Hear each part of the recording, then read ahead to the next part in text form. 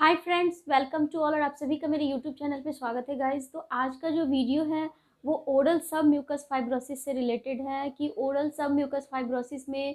किस प्रकार का चेंज एडवांस स्टेजेज में आ सकता है। तो जैसा कि मैंने बताया कि जो ओरल सब म्यूकस फाइब्रोसिस है उसमें माउथ ओपनिंग रिस्ट्रिक्टेड होती है और पेशेंट के मुंह के अंदर जो है वो कोलेजन जो होते हैं वो क्रॉस लिंकेज फॉर्म में होते हैं और कोलेजन के क्रॉस लिंकेज के कारण यहाँ पे पेशेंट की जो म्यूकोसा है वो टाइट होती है और जब पेशेंट उसे खोलने का प्रयास करते हैं तो उन्हें रिस्ट्रिक्शंस फील होती है।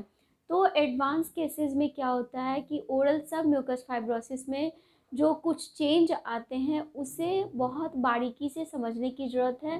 कि अगर कोई पेशेंट ओरल सब म्यूकस फाइब्रोसिस का है और उसके मुंह के अंदर कोई ग्रोथ हो गया और ये ग्रोथ जो है वो हील नहीं हो रहा है, मीन्स अगर वो ग्रोथ जो है, जैसे कि आपके पास बहुत सारे मेडिसिन जब आप लेते हैं तो वहाँ पे क्या होता है कि ओरल सब म्यूकस फाइब्रोसिस में जो सीरम जिंक का लेवल है वो कम हो जाता है। तो पेशेंट को जो है हम लोग जो है जिंक भी प्रोवाइड करते हैं, प्लस जो न्यूट्रिशनल जो फैक्टर हैं जो कि हमारे जो एपिथेलियल सेल्स में जो डिस्प्लेजिया हुआ है उसको करेक्ट करने के लिए, मीन्स उसको रिवर्स करने के लिए जो हम लोग मल्टीपल जो विटामिन और ये न्यूट्रिएंट्स प्रोवाइड कर रहे हैं। उसके अलावा भी पेशेंट में अगर जो एक चेंज है कि पेशेंट के मुंह के अंदर एक ग्रोथ हो गया है और वो ग्रोथ जो है वो ठीक नहीं हो रहा है, तो यहाँ पे this is the matter of concern कि आपको यहाँ पे अवेयर हो जाना चाहिए। ऐसा इसलिए होता है क्योंकि अगर आप जो जो ग्रोथ है उसको यूं ही छोड़ देंगे तो ये हो सकता है कि मैलिग्नेंट ट्रांसफॉर्मेशन में चला जाए, मीन्स यहाँ पे मैलिग्नेंट ट्रांसफॉर्म होने के चांसेस जो हैं वो ज़्यादा होते हैं। तो यहाँ पे आपको अवेयर होने की ज़रूरत है। तो जैसे कि मेरे जो प्रैक्टिस में मैंने देखा है कि कई बार ओरल सब म्यूकस फाइब्रोसिस के पेशेंट जो हैं वो एक ग्रोथ लेके आते हैं, प्लस वो कई बार बायोप्सी करवा के आते हैं, मीन्स पेशेंट का बायोप्सी रिपोर्ट जो होता है वो बेनाइन होता है कम्प्लीटली और उसमें कोई भी मैलिग्नेंट साइन नहीं होता है। उनके जो माइक्रोस्कोपिक इवेल्युएशन की जो रिपोर्ट होती है वो मैलिग्नेंसी को शो नहीं करती है, बट पेशेंट का जो ग्रोथ है वो ठीक नहीं होता है। तो ऐसे कंडीशन में क्या करना चाहिए? तो पहले तो हम लोग वो देखेंगे कि यहाँ पे जो बेनाइन लीजन फाइंड आउट हुआ है वो किस प्रकार का है। अगर ओरल सबम्यूकस फाइब्रोसिस में अगर बेनाइन लीजन, मान लीजिए कि स्यूडो इपिथेलियोमेटस हाइपरप्लेजिया है, मीन्स यहाँ पे एक एपिथेलियम में जो है वो हाइपरप्लेजिया हुआ है, मीन्स जो लेयर है एपिथेलियम का वो इंक्रीज हुआ है, increase in the layer of epithelium. तो ये जो लेयर है वो किस लेयर में इंक्रीमेंट हुआ है, मीन्स क्या वो स्पाइनस लेयर में इंक्रीमेंट हुआ है,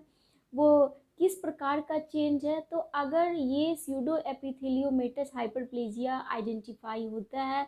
तो भी ये जो पेशेंट जो कि हमारा ओरल सब म्यूकस फाइब्रोसिस से रिलेटेड है, तो यहाँ पे हमें कंसर्न ये करना है कि उस लीजन को एक्साइज करवा देना है और फिर एक्साइज डीप एक्सीजन रिक्वायर्ड होगा, क्योंकि यहाँ पे जो डिस्प्लास्टिक सेल्स हैं उसमें बहुत ज़्यादा पोटेंशियल है कि वो मैलिग्नेंसी में ट्रांसफॉर्म हो जाए। तो आपको अगर इस प्रकार के सिचुएशन से आप सफ़र कर रहे हैं तो आपको यहाँ पे इस चीज़ का ध्यान रखना है कि अगर आपकी हिस्ट्री ओरल सबम्यूकस फाइब्रोसिस की है तो आपको सचेत हो जाना है, क्योंकि अगर यही जो हिस्टोलॉजिकल फाइंडिंग है किसी नॉर्मल पेशेंट का आता है तो हमें उतना ज़्यादा वरीड नहीं होता है, क्योंकि जब हम उनका एक्सरसाइज करते हैं तो वो हील हो जाता है लीजन और फिर वो रीग्रो के चांसेस बहुत ही कम होते हैं। क्योंकि ओरल सबम्यूकस फाइब्रोसिस में क्या है कि आपके ऑलरेडी सेल्स जो हैं डिस्प्लास्टिक हो चुके हैं, तो वहाँ पे जो है जो स्क्वामस सेल कार्सिनोमा में ट्रांसफॉर्म होने के रेट ज़्यादा होते हैं। तो आफ्टर एक्सीजन और एक्सीजनल बायोप्सी के बाद आपको ये ऑब्जर्वेशन में रहना होगा कि ये फिर से तो रीग्रो नहीं कर रहा है। तो ये जो सिचुएशन है ये थोड़ा पैनिक करने वाला होता है, क्योंकि एक तो हम परेशान हैं, पहले से ही माउथ ओपनिंग रिस्ट्रिक्टेड है, उसके बाद ये ग्रोथ जिसका हमने बायोप्सी भी करवाया और वो बेनाइन है लेकिन वो अगेन रीग्रो कर रहा है, मीन्स हमें और ज़्यादा डीपली जाके उसे एक्सरसाइज करने की ज़रूरत है और ताकि और फिर भी हमें अंडर ऑब्जर्वेशन रहना होगा, क्योंकि जो आपकी पुरानी हिस्ट्री है वो जो है पोटेंशियली मैलिग्नेंट डिज़ॉर्डर से रिलेटेड है। तो इस तरह के सिचुएशन में आपको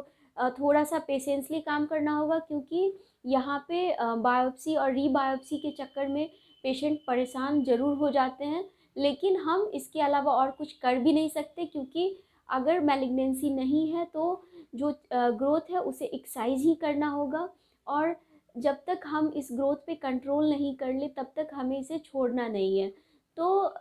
या तो इस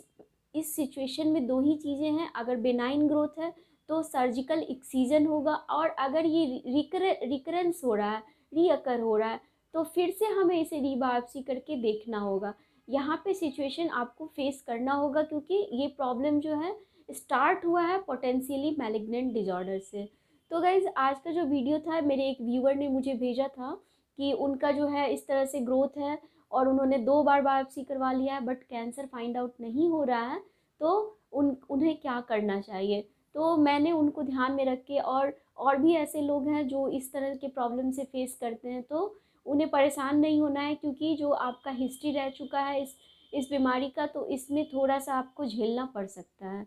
तो आज की जो वीडियो है वो totally advance stage of oral submucous fibrosis से रिलेटेड है और उसमें होने वाले चेंजेस से रिलेटेड था। तो उम्मीद करती हूँ गाइस कि ये वीडियो आपके लिए हेल्पफुल होगा, and thank you so much for watching, and if you like please share and subscribe my channel. Thank you.